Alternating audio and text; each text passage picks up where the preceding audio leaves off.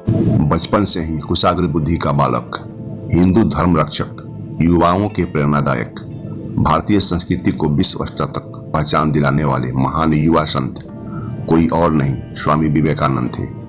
तो आइए आज के इस वीडियो में हम जानते हैं उस महान युवा संत के बारे में जिसका नाम है स्वामी विवेकानंद। नमस्कार, मैं हूं अनुपम आलोक और आप देख रहे हैं अनुपम ज्ञान। अगर अभी तक आप मेरे चैनल अनुपम ज्ञान को सब्सक्राइब नहीं किए हों तो कृपया सब्सक्राइब कर बेल आइकन को अवश्य दबा दीजिए, जिससे इसी तरह के रोचक और ज्ञानवर्धक जानकारी आपको मिलती रहे। तो आइए प्रकाश डालते हैं उस युवा संत स्वामी विवेकानंद पर। उठो, जागो और तब तक नहीं रुको जब तक लक्ष्य न प्राप्त हो जाए। किसी दिन जब आपके सामने कोई समस्या न आए, आप सुनिश्चित हो सकते हैं कि आप गलत मार्ग पर चल रहे हैं। ऐसे महान विचारक स्वामी विवेकानंद का जन्म 12 जनवरी 1863 ईस्वी को कोलकाता में एक कायस्थ परिवार में हुआ था। उनके बचपन का घर का नाम वीरेश्वर रखा गया, किंतु उनका औपचारिक नाम नरेंद्रनाथ दत्त था। उनके पिता विश्वनाथ दत्त कोलकाता हाई कोर्ट के एक प्रसिद्ध वकील थे। माता भुवनेश्वरी देवी धार्मिक विचारों की एक महिला थी। स्वामी विवेकानंद के दादा दुर्गाचरण दत्त संस्कृत और फारसी के महान विद्वान थे।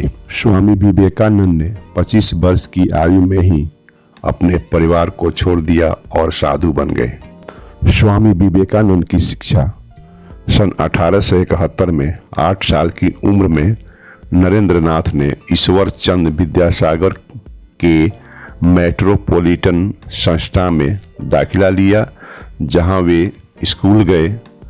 1877 में उनका परिवार रायपुर चला गया।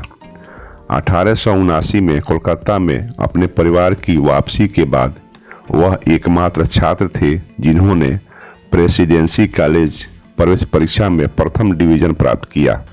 वे दर्शन, धर्म, इतिहास, सामाजिक विज्ञान, कला और साहित्य सहित विषयों के एक उत्साही पाठक थे। इनकी वेद, उपनिषद, भगवत गीता, रामायण, महाभारत और पुराणों के अतिरिक्त अनेक हिंदू शास्त्रों में गहन रुचि थी।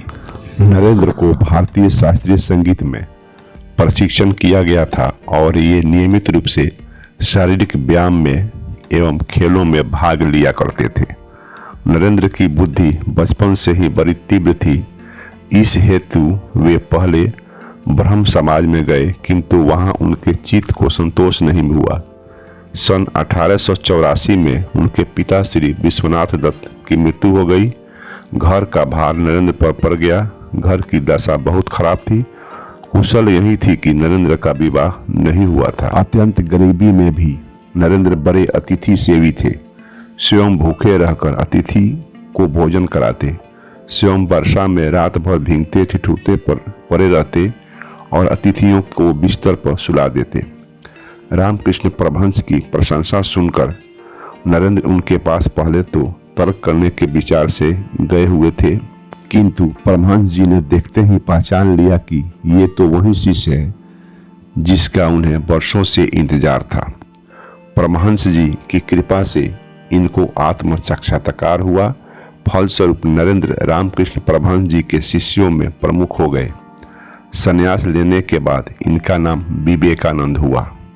स्वामी विवेकानंद अपना जीवन अपने गुरुदेव रामकृष्ण परमहंस को समर्पित कर चुके थे। गुरुदेव के शरीर त्याग के दिनों में अपने घर और कुटुंब की नाजुक हालत की परवाह किए बिना, स्वयं के भोजन की परवाह किए बिना गुरु सेवा में सतत हाजिर रहे।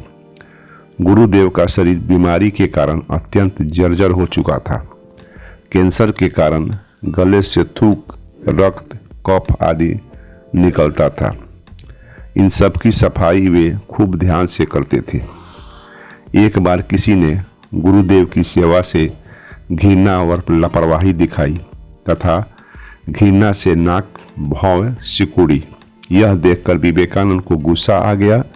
उस गुरु भाई को पाठ पढ़ाने हेतु और गुरुदेव की प्रत्येक वस्तु के प्रति प्रेम दर्शाते हुए इनके बिस्तर के पास रक्त, कफ आदि से भरी थूकदानी उठाकर पूरी तरह से पी गए। यह देखकर गुरु भाइयों में हाहाकार मच गया, लेकिन गुरुदेव की कृपा से वह रक्त कफ अमृत में परिवर्तित हो गया था। इस घटना से खुश होकर प्रभंस जी ने उसे दिव्य ज्ञान प्रदान किया और इस तरह विवेकानंद स्वामी विवेकानंद बन गए। 25 वर्ष की अवस्था में विवेकानंद गेरुआ वस्त्र धारण कर लिया। तत्पश्चात उन्होंने पैदल ही पूरे भारत की यात्रा की। सन 1893 में शिकागो, अमेरिका में विश्व धर्म परिषद का सम्मेलन हो रहा था।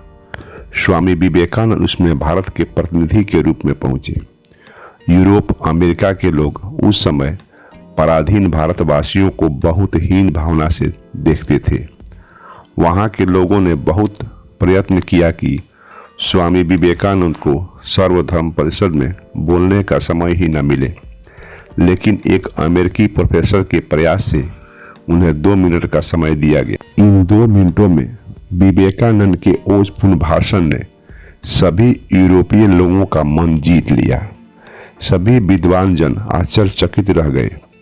फिर अमेरिका में विवेकानंद का भव्य स्वागत हुआ। वहां उनके भक्तों का एक बड़ा समुदाय हो गया। 3 वर्षों तक वे अमेरिका में रहे और वहां के लोगों को भारतीय तत्व ज्ञान की अद्भुत ज्योति प्रदान करते रहे।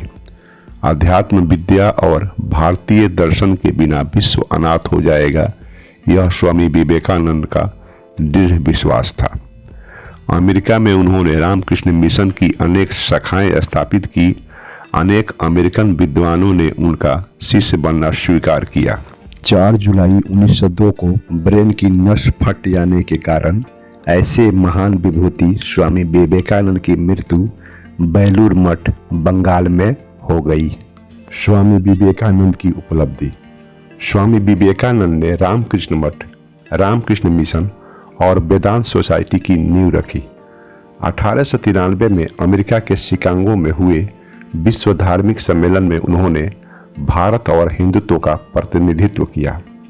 हिंदुत्व को लेकर उन्होंने जो व्याख्या दुनिया के सामने रखी, उसकी वजह से इस धर्म को लेकर काफी आकर्षण बढ़ा।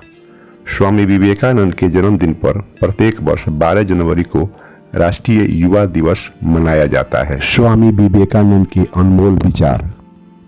नंबर 1, जब तक जीना तब तक सीखना। अनुभव ही जगत में सर्वश्रेष्ठ शिक्षक है। नंबर 2, जितना बड़ा संघर्ष होगा जीत उतनी ही शानदार होगी। नंबर 3, पढ़ने के लिए जरूरी है एकाग्रता। एकाग्रता के लिए जरूरी है ध्यान। ध्यान से ही हम इंद्रियों पर संयम रखकर एकाग्रता प्राप्त कर सकते हैं। नंबर 4, पवित्रता, धैर्य और उद्यम, ये तीनों गुण मैं एक साथ चाहता हूँ। नंबर 5, ज्ञान स्वयं में वर्तमान है, मनुष्य केवल उनका आविष्कार करता है। नंबर 6, एक समय में एक काम करो और ऐसा करते समय अपनी पूरी आत्मा उसमें डाल दो और बाकी सब कुछ भूल जाओ।